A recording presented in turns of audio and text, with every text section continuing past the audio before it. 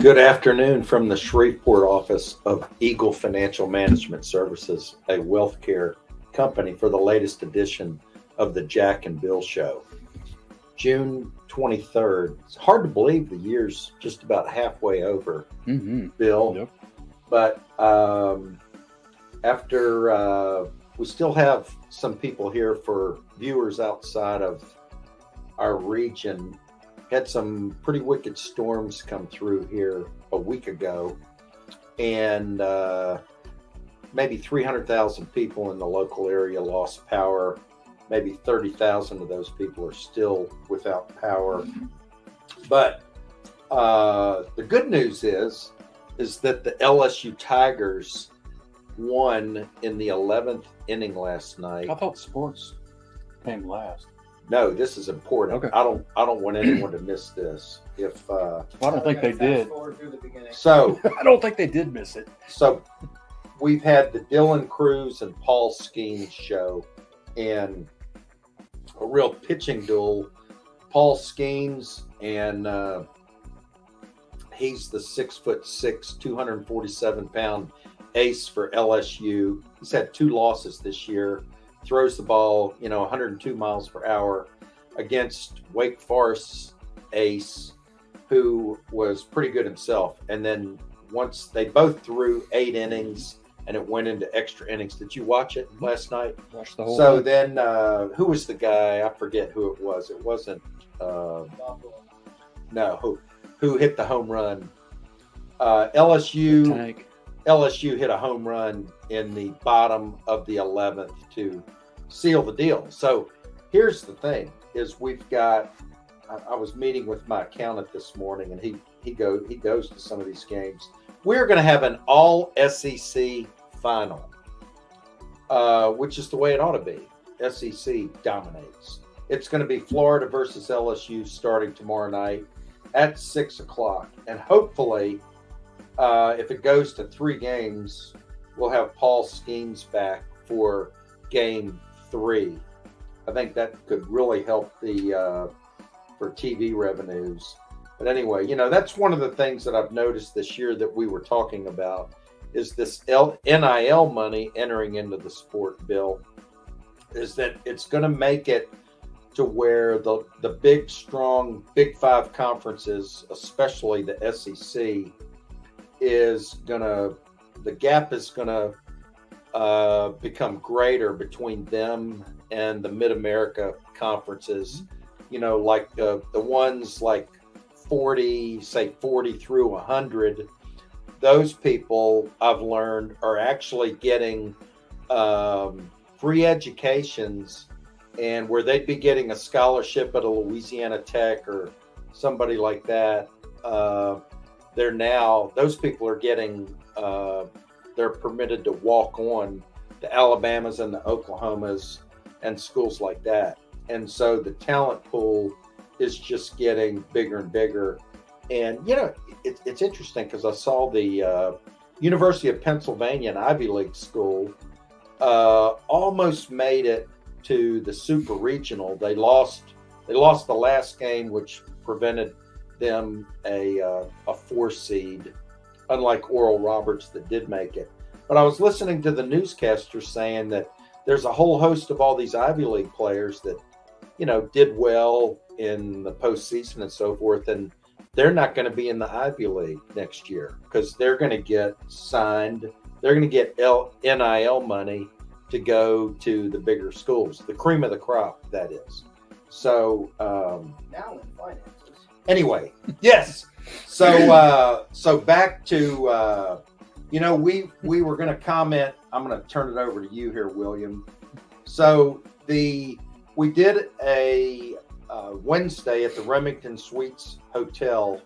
We did something we hadn't done since December of 2020.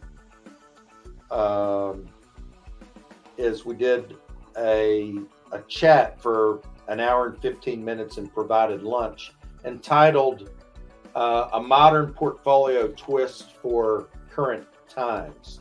And that is back in December of 2020 when we did this. We had interest rates. The Fed funds rate was at 0.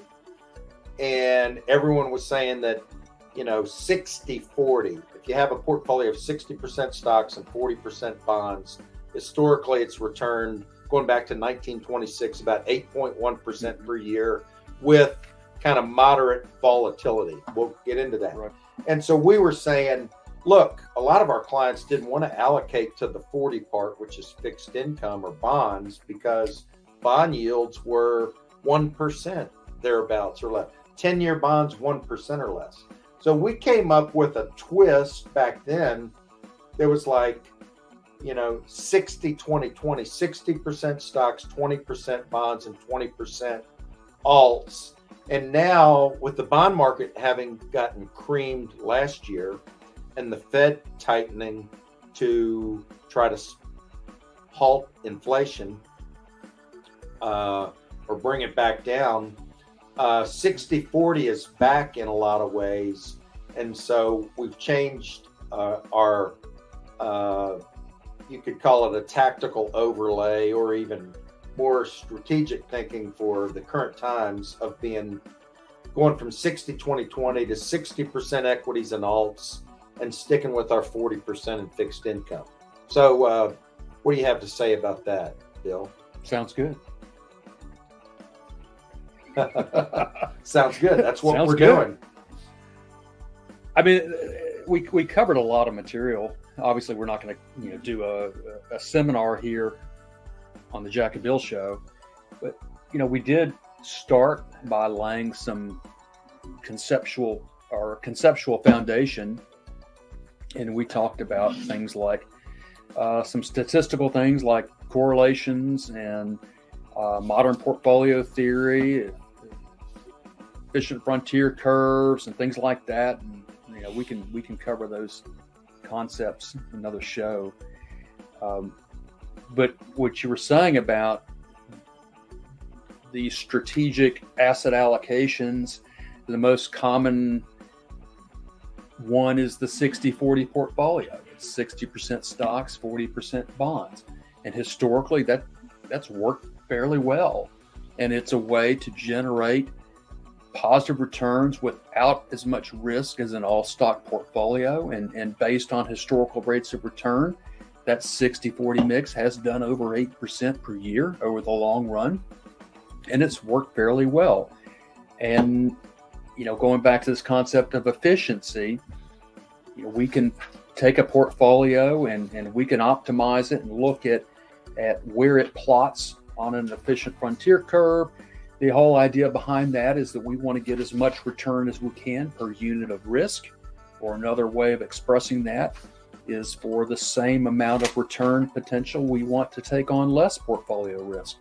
So we craft these portfolios combining these two asset classes. And oh, I'm sorry. No. So last year was a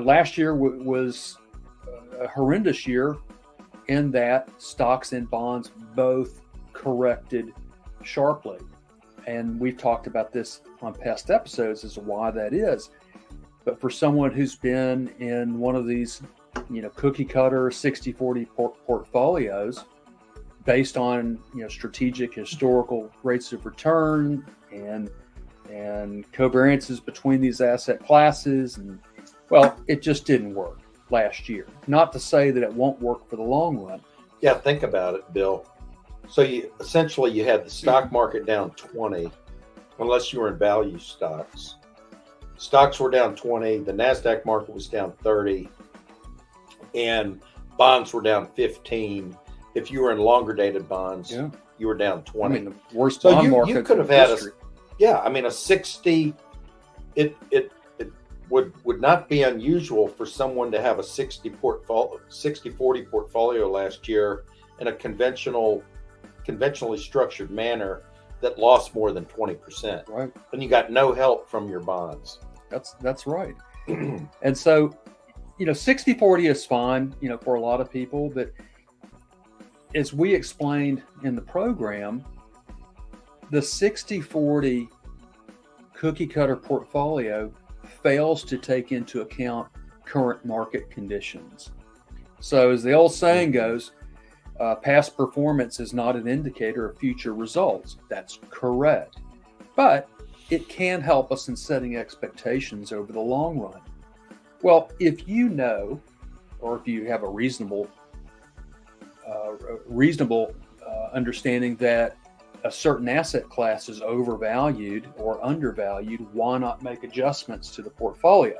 And this is something that we were discussing with clients several years ago because, as you said, Jack, bonds were overvalued.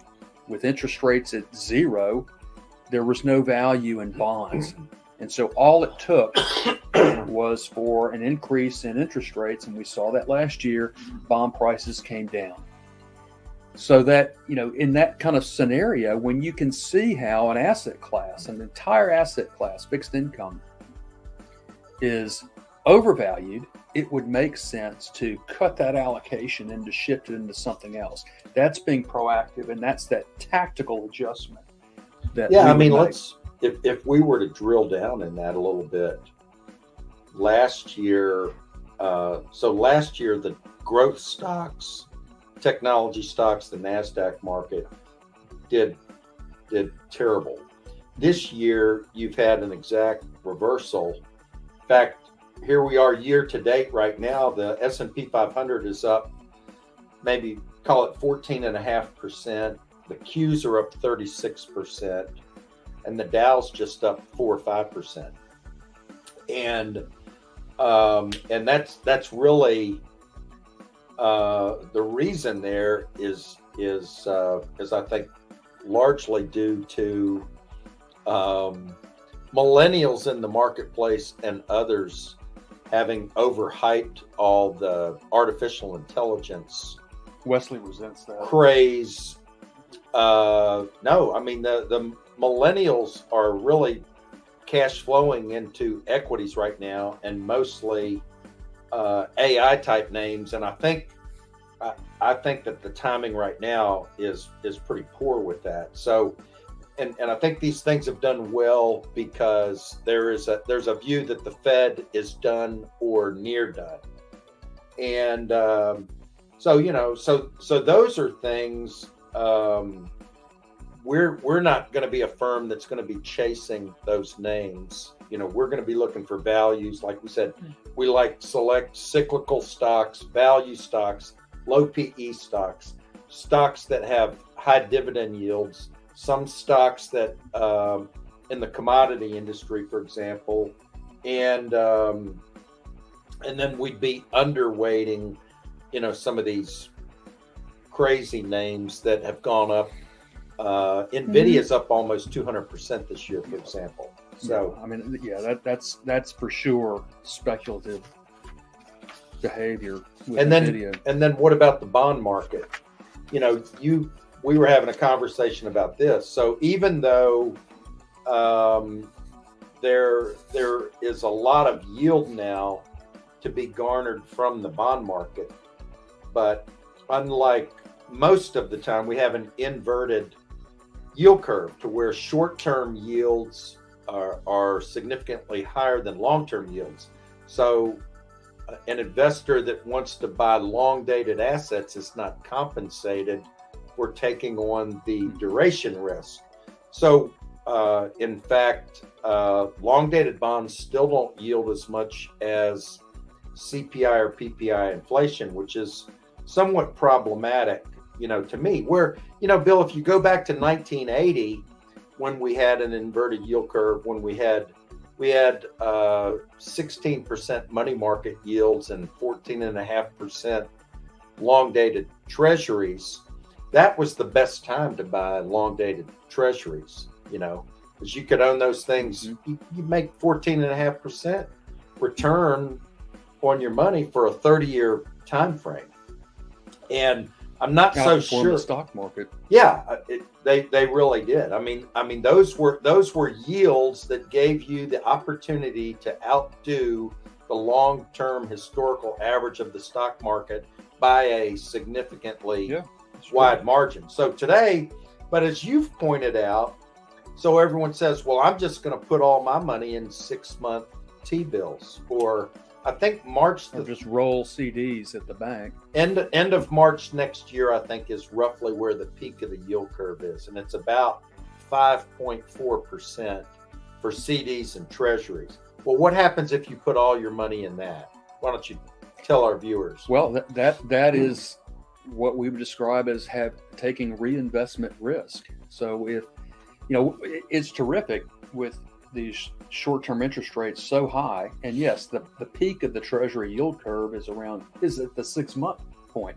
So if you're just trying to garner as much yield as you can, and let's say you park it all at 6-month or around their maturities of treasuries and CDs and such, you're loving it. And we may have some more hikes coming out of the Fed, and so you're reinvesting at higher rates. But at some point, the Fed will be done, and we'll see rates normalize. And so now you are rolling or reinvesting at lower and lower and lower yields.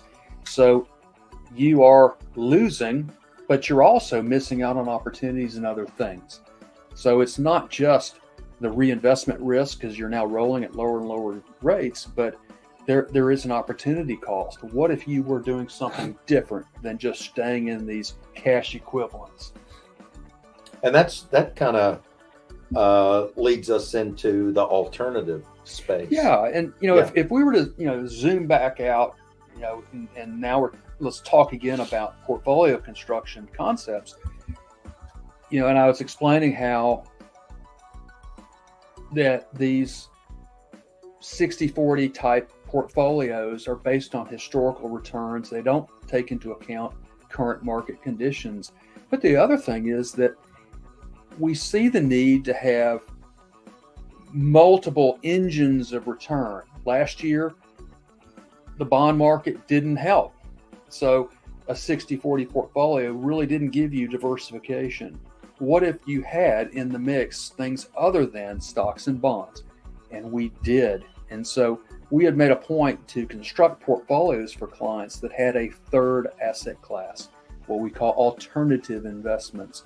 And the main reason for us including these types of investments is we wanted to have a third engine of return. We wanted things in the portfolio that could generate positive returns regardless of what was happening to stocks and bonds.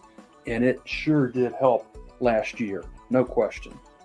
Yeah, and I'd just like to throw out an example. We mentioned this in the seminar. We owned a couple of publicly traded business development companies, which are really kind of like a non-bank bank that they make adjustable rate loans, first lien loans for the most part, high loan to, like 40% loan to value, typically, and they work alongside private equity.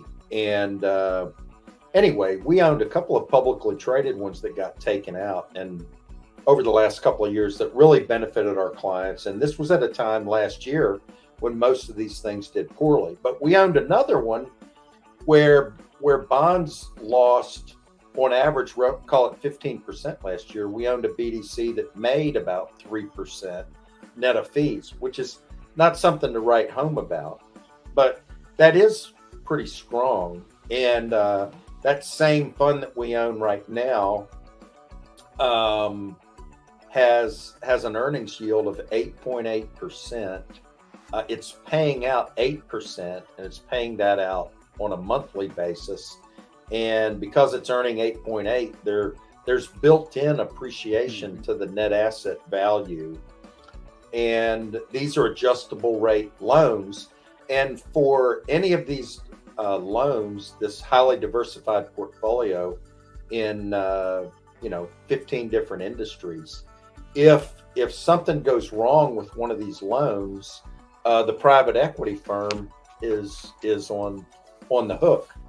Right. And so that's just one example of some of the things that we like, and especially one of the companies that we're utilizing that just focuses on this space, with a team of credit analysts and portfolio managers. And so that's an area. And if you think about this, Bill, I mean, if you could make 8% in something that has a standard deviation of less than 4. I mean, that's amazing. Most of, as we pointed out, the GMOs and the BlackRocks and the Vanguards and the JP Morgan Asset Management, they're projecting for the next 10 years for large cap stocks to only return roughly 5%, 5 to 7 or 8% per year, at least 20% less than the historical norm. That's correct. Yeah. And that was something that was very interesting that we discussed because, no one has a crystal ball, but we looked at, a number of very large asset management firms and their capital market assumptions going out 7 to 15 years. Oh, there's a crystal ball. Oh, thank you. Wesley has a crystal ball. Thank you. That's what I'm here for. And so we were looking at their capital market assumptions. And yes, their market assumptions are lower than the historical average. And that's just another reason why we need to be looking at alternative investments. Institutional investors know this. They've been doing this. And it's only been really in the last 15, 20 years that retail investors have been able to access some of these strategies. But more recently, there's a lot more to choose from because these alternative investment strategies are now really proliferating in the mutual fund space. And they're called liquid alternatives. Historically, a lot of these alternative strategies have been less liquid, meaning you would have to tie up your money in an investment vehicle that would not provide daily liquidity. I'd like to add to that point too, because as we covered in our seminar, we just hit on 2 areas in the alt space, namely managed futures and BDCs.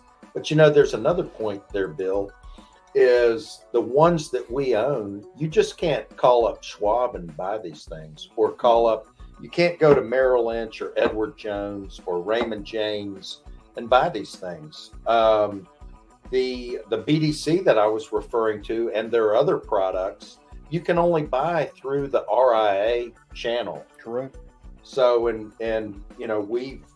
we feel very strong. There's a huge migration in the industry from brokerages to the RIA channel, where we're literally legally carrying fiduciaries. There's fee-based asset management. We don't earn commissions on trades. We try to grow a client's assets consistent with their goals and objectives, and everything we do is liquid, right, with some minor exceptions. So we have access to so much more than the brokerage firms. One reason is because a lot of these brokerage firms won't allow their financial advisors to offer strategies and products unless the brokerage firm is paid compensation to put it on their platform. Well, we don't have those conflicts of interest. And then the other reason is a lot of these asset management firms don't want to work with the brokerage houses. They would rather only work with investors directly or through registered investment advisory firms like Eagle Financial. Now, when it comes to alternative investments, we need to throw this out too. This is important. You can't just put money into any alternative investment strategy and say, well, I've got alts in my portfolio. There is a wide dispersion of returns across alternative investments. There are many different types of alternative investments. They could be individual alternative assets like precious metals, real estate, energy, etc. But there's these alternative investment strategies. And as I said, there's a wide dispersion of returns across the managers. Think about how many phone calls we get from these people trying to push products, every day.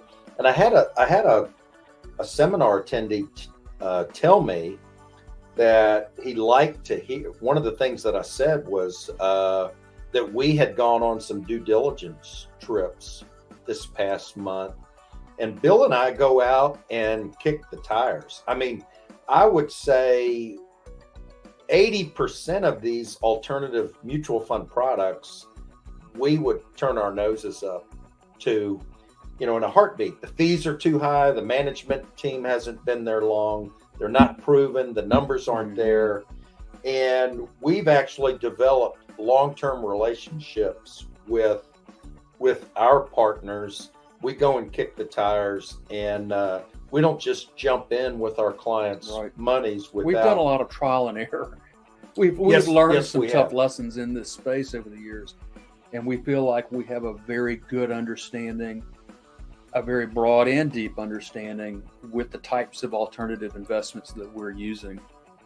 Yeah, and I might throw, because we started off talking about the 60-40, it's done 8.1% since 1926. Well, if you go back to December of 2020, the projections, long-term projections for 60-40 was, call it, in the 3 to 4% range. Then the markets got really whacked last year, and the same firms have moved the projections up to, I'm going to say, just call it 5 or 6%. Well, with the inclusion of alternatives, and this is one of the things that we were educating the seminar attendees about, that we can optimize a portfolio and make it more efficient. We can either keep the risk the same and increase return, or there's an infinite number of ways to do that. Or, we can move out on the efficient frontier, and but with the inclusion of alternatives, we actually take the return part of the equation higher for the same amount of risk. Yeah, that's what I was trying to say. Really, to summarize all that, we're smoothing out the ride. And so if the ride is more like this, with these wide swings, peaks and troughs, by really diversifying a portfolio, true diversification, by having non-correlated alternative investments in the mix, we're smoothing out the ride, which is important for retail investors because you don't have the time horizon as these large institutional investors. Large institutional investors, they may be investing in perpetuity, like think about an endowment, for example, but we don't. And so we don't want to get caught in a situation where we have to take a large withdrawal right at the time that markets have corrected. So it's important to try to avoid a lot of that downdraft. Yeah, that's exactly right. That was the other point I was trying to make, is that you could target the same return and dramatically reduce risk if you wanted to. But and finally, where we're saying these projected returns for large cap equities and longer dated fixed income, would have a 60-40 projection in the 5 to 6% range, with the inclusion of alts and just putting a little portfolio twist on our 60-40. I think we're still targeting returns that would be commensurate with the long-term historical averages of 8% or better. So, of course, that there's no guarantee with any of this stuff. Just thinking from a compliance standpoint, but these types of investments have greatly benefited our firm, in the last few years. So, what else do we want to discuss? I think that's a good stopping point. Wes, you got anything back there? Look into my crystal ball. Oh, okay. I see Wes eating lunch very soon. No. Hey, I would like to throw this out. 6 o'clock Central tomorrow night. Go Tigers. No, if you're watching this and you're a client or a prospective client, we're going to do another one of these seminars Wednesday, September the 20th. at the Remington Suites Hotel, and you can just message us or call us and get on the list to beat everyone else to come here the next one. And we're going to do a lot of these in the future because we found them. We got a lot of compliments from our clients and are actually prospective clients. But let us know if you have any questions or comments about the subject material today. And we hope everybody has a safe and enjoyable, fantastic weekend. Go Tigers.